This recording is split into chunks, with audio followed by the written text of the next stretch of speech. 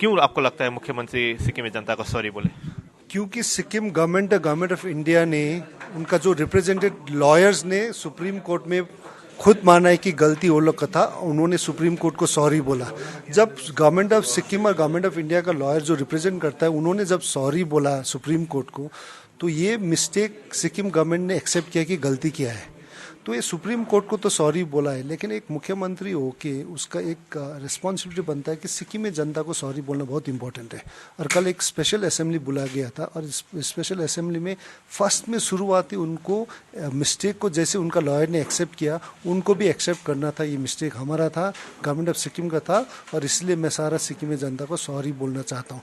ये उनको बहुत ज़रूरी था बोलना, बिकॉज उनका गलती सुप्रीम कोर्ट में बोल दिया कि ये हमारा गलती नहीं है, ये आप लोग का गलती है, वो जो एक्सेप्ट किया लॉयर्स ने। जो इसका हियरिंग केस में मुख्यमंत्री बोल रहा है कि 19 से इधर सिर्फ एक ही बार हियरिंग हुआ है, जो हुआ है पहले की गवर्नमेंट में हुआ है, तो इसको क्या लगता है? पहले का गवर्नमेंट में 7 to 8 ईयर्स जब ये केस चल रहा था, एसडीएफ का टर्म में 8 ईयर्स में 20 डेट्स निकला है, और एसकेएम का सरकार 2 से 3 साल का समय में 25 डेट्स निकाला है। इतना डेट्स क्यों निकाला है एसकेएम? क्योंकि एक सेल्फ इंटरेस्ट था उसका, पर्सनल इंटरेस्ट भी है, क्योंकि सब लोग को मालूम है कि हम सारे ओल्ड सेटलर्स को नहीं बोलना चाहता हूँ, ओल्ड सेटलर्स को इनकम टैक्स माफ छूट मिलना बहुत, उन लोग को हम भी सपोर्ट करते हैं, लेकिन ओल्ड सेटलर्स में भी 1-2 जन है जो गलत काम बहुत करते हैं, जो सीएम के साथ मिलके बहुत गलत काम हम लोग खुदेआम देख रहे हैं।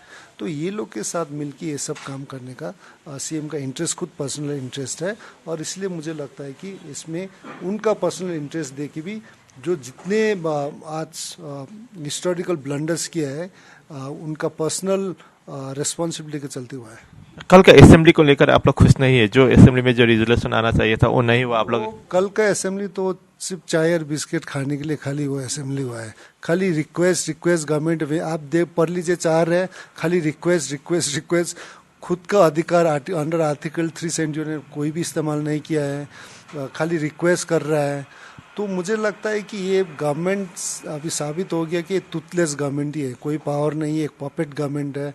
तो मुझे लगता है कोई पावर नहीं, अभी सिर्फ वो लोग देख रहा है कि 1 साल कैसे निकल जाए, और उसके बाद हम सब लोग विदा मांग के बाय बाय टाटा खत्म करने वाला है, वही है। 2 दिन पहले जो भर्टिका आया, उससे जो नेपाली का फॉरेनर्स टैक्स हटा दिया गया, इसको लेकर भी आज आपने बहुत सारी आपत्तियां की वो ठीक से वो शब्द का वहां से नहीं हटाया गया। क्या आपको लगता है, क्यों ऐसा लगता है? देखिए, उसमें से सिर्फ एक सेंटेंस, जैसे कि पेज नंबर 46 का जो 10A है, उसमें जो लिखा हुआ था कि the persons of foreign origin settle in Sikkim like the Nepalese, बोल के जो सेंटेंस वहाँ पर था जजमेंट में, सिर्फ वो सेंटेंस को हटा दिया है। हाँ, तो उसके बाद उसका पेज नंबर 5 में भी है, और उसका पेज नंबर 58 में भी है, और उसमें वही लिखा हुआ है कि सिक्किम नेपालीज आर फॉरेनर्स।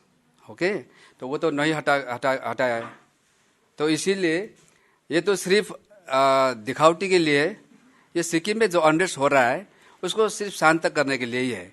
लेकिन जो सरकार की तरफ से जो सरकार का जो राजनीतिक सचिव बोल रहा था जो इंटरव्यू में पत्रकार के साथ, वो बोल रहा था कि आज से तो पूरा ये जो टैग, फॉरेनर्स का टैग, इमिग्रेंट का टैग सब हट गया है।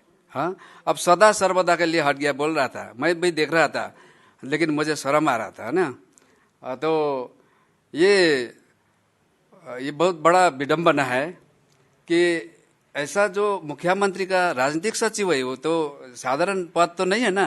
तो राजनीतिक सचिव है, वो समझ नहीं सकता है, तो वो साधारण लोग कैसे समझेगा? वो तो अभी तक तो ये तो सिर्फ सेंटेंस ही हटा दिया गया है। लेकिन जो टैग है, जैसे कि टैग तो सिर्फ ये जजमेंट में नहीं है, ये तो पहले से बहुत सारे सरकार के डॉक्यूमेंट्स में भी है, और कानून का जब कानून अमेंड होगा तो अमेंडमेंट का जो स्टेटमेंट ऑफ ऑब्जेक्शन रीजंस है, जो 79 में representation of people act 1950 and 51 का जो अमेंडमेंट है, उसमें भी यही दिया गया है कि नेपाली लोग जो सिक्किम में है वो तो ओरिजिनल नहीं है।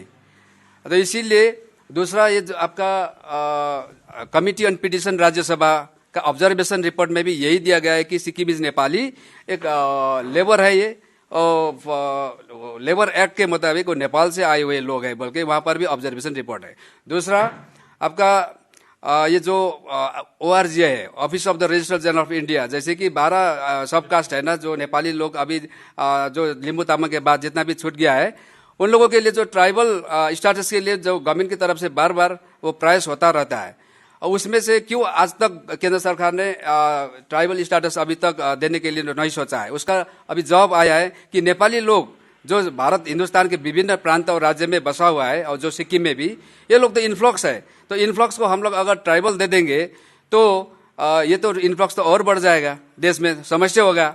उसमें भी सिक्किम में अगर हम नेपाली लोगों को, नेपाली समुदाय को ट्राइबल हम दे देंगे, तो वहां पर जो पहले से ही ट्राइबल मिला वाला लोग है, वो लोग तो डिप्राइव हो जाएंगे बोल के इसका जवाब दिया है। देखिए, सिक्किमिस डेफिनेशन को लेकर भी क्वेश्चन रह जो है इस जजमेंट के बाद भी, तो आपको क्या लगता है सच में सिक्किमिस डेफिनेशन को डिस्ट्रॉय किया गया है? हाँ, बिल्कुल डिस्ट्रॉय। जैसे कि अब मैंने जो प्रेस कॉन्फ्रेंस में वो जब ऑर्डर शीट दिखाकर मैंने कहा कि जो सिक्किम सब्जेक्ट रेगुलेशन एक्ट के तहत जिनके पास सिक्किम सब्जेक्ट है वो सिक्किमिस हो गया है, वो डेफिनेशन उसमें से सिक्किमिस डेफिनेशन सिक्किम टर्म में वो तो इंक्लूड हो गया है। लेकिन वो जो सिक्किमिस है, जो सिक्किम सब्जेक्ट के तहत वो जो सिक्किमिस डेफिनेशन बना हुआ है, वो अब तो सिर्फ ये जो इनकम टैक्स एग्जम्पशन के लिए जो section 1026 triple act finance act 1961 है, सिर्फ उसी से रिलेटेड है, रेलिवेंट है ये। हाँ, मतलब उसी के अंदर सीमित है ये, और उसके बाद ये तो चला गया अब सिक्किमिस डेफिनेशन, इसीलिए तो खतरा है सिक्किम में। र पोलिटिकल पार्टिजहरू नेताजहरू आउँछ जान्छ, तर सिक्किमे र सिक्किमिस जुन चाहिँ अधिकार छ, हाम्रो आइडेन्टिटी छ, हाम्रो माटो छ, यो बसिबस्छ। र त्यसले गर्दा म आफै पनि आज राजनीतिमा आएको पनि कुनै रोटी सेकाउनु, पैसा कमाउनु, नाम कमाउनुको लागि हैन। हामी पनि राजनीति, म आफै पनि आफ्नो एउटा हाम्रो अधिकार, सिक्किमको अधिकार, सिक्किमेको आइडेन्टिटी, सिक्किमको इन्भाइरोमेन्टलाई सेफगार्ड गर्नु, सिक्किमलाई एउटा रोल मोडल स्टेट इन्डियामा बनाउनु, त्यसको लागि मात्रै हामी राजनीतिमा आएको।